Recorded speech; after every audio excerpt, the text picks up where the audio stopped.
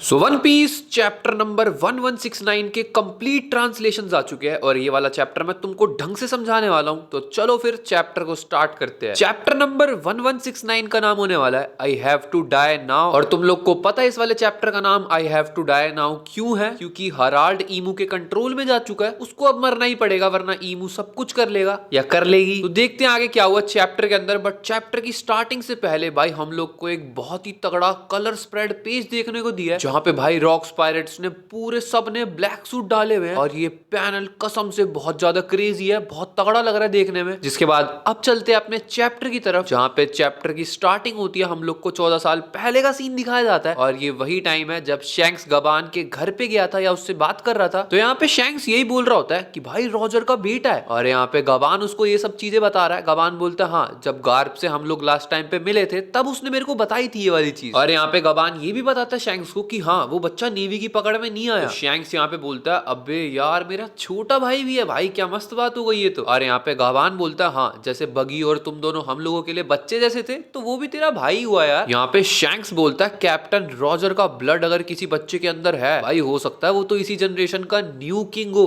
Pirate king. But यहाँ पे गबान बोलता है भाई वो टाइटल ऐसे नहीं मिलता कि अगर तुम रॉजर के बेटे हो तो उस टाइटल को तो पाना पड़ता है। और यहाँ पे गबान ये भी बोलता है जिनसे ज्यादा एक्सपेक्टेशंस रखो ना यार फिर वो काम हो नहीं पाता। यहाँ पे शैंक्स बोलता है तेरी बात तो ठीक है बट चीजें बहुत ही ज्यादा इंटरेस्टिंग बन चुकी है। यहाँ पे सीन आता है एल्बाफ के कासल की तरफ जहाँ पे हम लोग को खबर दी जा रही है कि लोकी और जारुल दोनों के दोनों आ चुके हैं। हम लोग को चैम्बर का सीन दिखाया जाता है बट वहां पे तो बवाल चालू हो चुका है क्योंकि हराल्ड ने अपने ही एक सोल्जर को मार दिया। बाकी सारे सोल्जर यही बोल रहे हैं हराल्ड यार तूने ही तो बोला था भाई कि चैन लेके आके मेरे को बांध दो, जो चैन लेके आया उसको ही मार दिया तूने। और यहाँ पे हराल्ड अब यही सोच रहा है कि उसने ऐसा किया क्यों। हराल्ड को शायद से अब ये चीजें समझ में आ रही है कि जो उसका माइंड है वो गंजी चुड़ैल के कंट्रोल में जा रहा है। और हराल्ड यहाँ पे बहुत ज्यादा परेशान है, वो यही सोच रहा है शायद से ये सारे ऑर्डर्स का ही असर है उसके। यहाँ पे हराल्ड यही बोलता है कि भाई गंजी चुड़ैल जो है वो उसके पूरे दिमाग पे इससे पहले कंट्रोल ले और उसके सारे सेंसेस को खत्म कर दे, उसको मरना ही पड़ेगा वरना तो भाई एल्बाफ का बहुत ज्यादा बुरा हो जाएगा। क्योंकि मैं जो ऑर्डर दूंगा वो एल्बाफ वाले मानेंगे ही और ये मेरे ऑर्डर्स होंगे ही नहीं, ये तो ईमू के ऑर्डर्स होंगे। तो यहाँ पे हराल्ड यही सोच रहा है वो कैसे मरे भाई अब। और यहाँ पे हराल्ड तेज की चिल्ला के अपने सारे गार्ड्स को बोलता है फटाफट इससे पहले गंजी चुड़ैल मेरे ऊपर कंट्रोल ले, मेरे को खत्म कर दो सारे के सारे। यहाँ पे वही वाला सीन हम लोग को दिखाया जाता है जो चैप्टर नंबर 1152 में दिखाया गया था। सारे के सारे गार्ड्स हराल्ड के आर पार कर देते अपने वेपन्स को। यहाँ पे हम लोग को दिखना चाहिए कि हराल्ड मर जाना चाहिए बट यहाँ पे लोकी और जारुल भी पहुंच जाते हैं। वो लोग भी देखते हैं हराल्ड एकदम से रीजनरेट हो रहा है और जिसके बाद वो सारे सोल्जर्स के ऊपर ही अटैक कर देता है। हराल्ड यहाँ पे यही सोच रहा है भाई अब मेरी हेल्प करेगा कौन। और लोकी और जारुल को कुछ समझ में नहीं आ रहा कि ये हराल्ड जिंदा कैसे बच गए इतने सारे अटैक्स के बाद। यहाँ पे सीन आता है गबान के घर की तरफ जहाँ पे अब शैंक्स उसको बता रहा है कि वो एक कॉन्ट्रैक्ट के अंदर है जो कि हॉलीलैंड के अंदर काम करता है। और यहाँ पे शैंक्स ये भी बताता है कि ये सारे के सारे कॉन्ट्रैक्ट जो है वो किसी ग्रेट वन के अंडर रहने के लिए करते हैं ये लोग। अब यहाँ पे ईमू गंजी चुड़ैल वही ग्रेट वन है। तो यहाँ पे शैंक्स बताता है अभी जो हमारा कॉन्ट्रैक्ट है वो काफी छोटा यानी कि सस्ता सा कॉन्ट्रैक्ट है बट इस कॉन्ट्रैक्ट के बावजूद भी हम लोग जब उनके एरिया के अंदर होते हैं, मतलब जब हम लोग हॉलीलैंड में होते हैं, हम लोग उनके ऑर्डर्स को मना नहीं कर सकते। ये पावर्स है भाई इसकी। यहाँ पे गबान बोलता है भाई बड़ी खतरनाक पावर है। यहाँ पे शैंक्स हम लोग को बताता है कि अगर हम लोग को अपनी मर्जी की बात करनी है तो हम लोग को हॉलीलैंड से थोड़ा दूर होना चाहिए। और यहाँ पे हम लोग को एक बिल्कुल छोटा सा फ्लैशबैक का सीन दिखाया जाता है जहाँ पे हराल्ड और शैंक्स आपस में पहले मिले थे और हराल्ड शैंक्स को यही बोल रहा है मेरे को पता ही था तू रेड हेयर पायरेट से। तो यहाँ पे शैंक्स बताता है गबान को कि भाई हराल्ड को ऐसा लगता है कि अगर वो इससे ऊपर वाले कॉन्ट्रैक्ट यानी कि पूरा कंप्लीट गॉड नाइट बन गया तो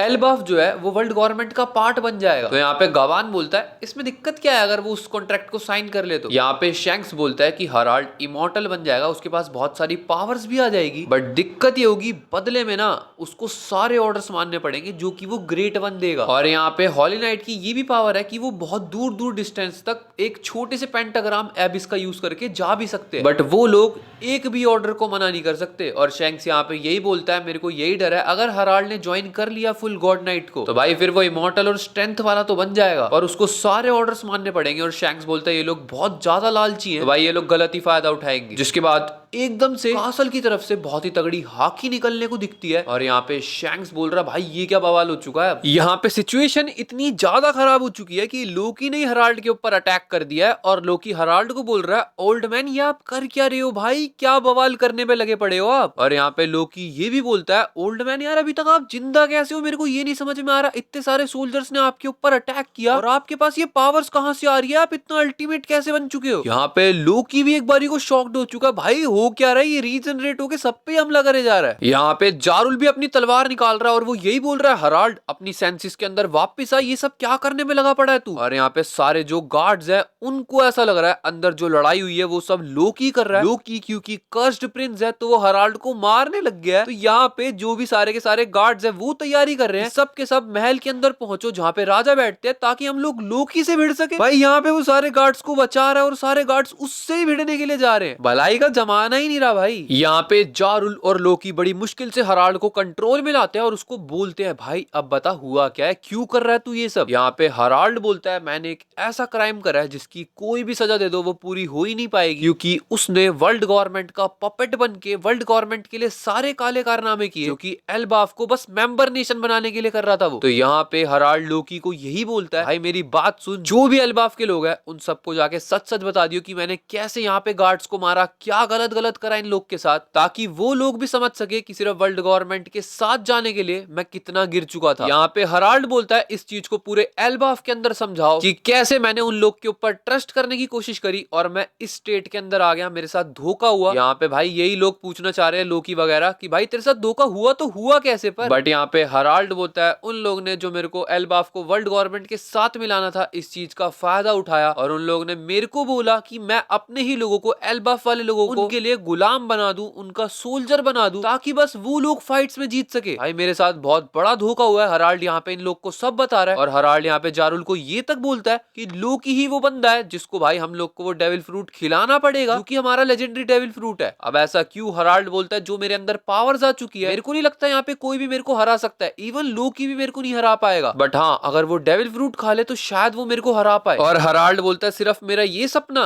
कि एल्बाफ वर्ल्ड गवर्नमेंट के साथ मिल जाए इसने मेरे को पूरे के पूरे एल्बाफ का सबसे घटिया राजा घोषित करके बना दिया। तो यहाँ पे हराल्ड बहुत ही ज्यादा गिल्ट के अंदर है, समझ में आ रहा है कि उसने सिर्फ वर्ल्ड गवर्नमेंट के साथ जाने के लिए अपने पूरे देश को या अपनी जान को तो खत्म कर ही दिया, बट जिस तरीके से वो आगे बढ़ रहा था अगर वो चीज में वर्ल्ड गवर्नमेंट सक्सेसफुल हो जाती भाई एल्बाफ का कुछ ज्यादा ही नुकसान हो जाता। यहाँ पे हराल्ड चिल्ला के लोकी को बोलता है भाई देख मेरी बात को सुन, मेरे को मार दे और लोगों को जाके बता दे कि मैंने क्या क्या करा, मेरे साथ कैसे धोखा हुआ और जाके सबकी नजर में हीरो बन जा क्योंकि तेरे को अब राजा बनने की जरूरत है एल्बाफ की। यहाँ पे हराल्ड बोलता है इस चीज से मेरे को कोई फर्क नहीं पड़ता, तेरे बताने के बाद लोग मेरे बारे में क्या सोचेंगे और क्या नहीं, बट इंपॉर्टेंट ये है कि एल्बाफ सेफ रहना चाहिए और अगर एल्बाफ को सेफ रखना है तो तेरे को राजा बनना ही पड़ेगा। यहाँ पे लोकी बोलता है ओल्ड मैन आप कितना आगे तक जाने की सोच रहे हो, और यहाँ पे हराल्ड लोकी को बोलता है भाई एक तू ही बंदा है जो सारी चीजों को अब ठीक कर सकता है, लोकी मैं तेरे पे ट्रस्ट कर रहा हूँ, जा फटाफट डेविल फ्रूट खा के आ और भाई एल्बाफ का ध्यान रख। फिर उसके बाद यहाँ पे हराल्ड जिसके बाद एकदम से सारे के सारे गार्ड्स के ऊपर अटैक कर देता है। यहाँ पे वो ऑर्डर दे देता है जो बाहर के गार्ड्स है उनको कि भाई गेट को बंद कर दो। यहाँ पे वो लोग तो वही करते हैं जो राजा बोलता है, वो लोग गेट को बंद कर देते हैं, बट अंदर की जो गार्ड है वो समझ चुकी है कि अब वो हराल्ड की अब वो किंग हराल्ड नहीं रहा जो हम लोग सोच रहे थे। जिसके बाद एक गार्ड आके हराल्ड की गर्दन के ऊपर हमला करता है, वो उसकी गर्दन को आधा काट देता है, बट भाई यहाँ पे हराल्ड के अंदर से ईमू बोल रहा है और वो बोलता है कि वो अब ग्रेट वन की वेसल बन चुका है। इसके बाद हराल्ड की जो गर्दन कटी थी वो एकदम से रीजनरेट हो जाती है बिल्कुल मिनटों के अंदर, और यहाँ पे जिसके बाद हराल्ड फिर से गार्ड्स को मारना स्टार्ट हो चुका है। वो यही बोल रहा है यहाँ पे जितने भी लोग हैं वो सब के सब मरेंगे क्योंकि जो यहाँ का सच है वो यहाँ से बाहर जाएगा ही नहीं। तो इसीलिए भाई हराल्ड सबको मारने में लग चुका है और ईमू हमेशा से यही करता हुआ है, जो भी उसकी सच्चाई को बताएगा वो उसको ही मार देता है। यहाँ पे गार्ड बोलता है सबको भाई फटाफट से भागो क्योंकि हराल्ड पागल हो चुका है। हराल्ड इस टाइम पे यही बोल रहा है कि मैं इस कंट्री को लॉर्ड ईमू के हाथ में देने वाला हूँ। जारुल यहाँ पे लोकी को फटाफट भगा रहा है कि लोकी फटाफट से डेविल फ्रूट को खा ले ताकि वो हराल्ड को मार के वापस से सब कुछ ठीक कर सके, बट यहाँ पे लोकी यही सोच रहा है कि यार उसके ओल्ड मैन को हुआ क्या है, एकदम से वो दो पर्सनैलिटी वाला कैसे बन चुका है। यहाँ पे लोकी ये भी सोच रहा है अगर उसने एक बार डेविल फ्रूट को खा लिया तो वो तैर भी नहीं पाएगा, बट यहाँ पे एकदम से हराल्ड जिसके ऊपर ईमू का कंट्रोल है वो आ चुका है। वो बोल रहा है कि वो लोकी को डेविल फ्रूट खाने ही नहीं देगा, बट यहाँ पे लोकी बोलता है अरे अभी तो तूने बोला मेरे को डेविल फ्रूट खाना है। यहाँ पे जारुल बोलता है भाई हराल्ड